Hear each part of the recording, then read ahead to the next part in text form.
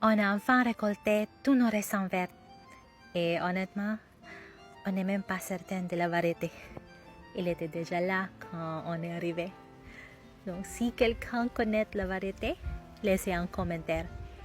Vos retours sur notre processus sont aussi les bienvenus. Les fruits sont légèrement acidulés, parfaits à manger frais et franchement délicieux. Mais comme il y en avait beaucoup, on a décidé d'en transformer une partie en vin maison.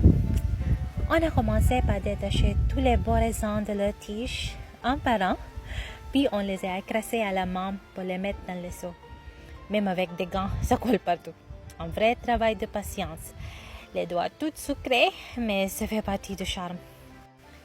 Ensuite, on couvre bien le tout et on laisse reposer dans un endroit frais et sec pendant 1 ou 2 jours pour démarrer doucement la fermentation. Après 2 jours, c'est le moment de pressurage. Comme on avait mis plusieurs heures à tout détacher, les raisins ont légèrement bruni au contact de l'air, mais le jus restait super fruité et parfumé. On a versé tout ça dans le presse et doucement, le jus a commencé à couler.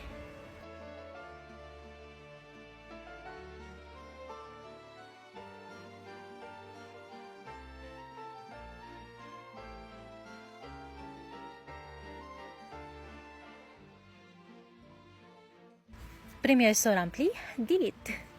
On ajoute la levure, on mélange bien, on couvre et on installe le bouchon de fermentation. Ensuite, on recommence avec le deuxième seau.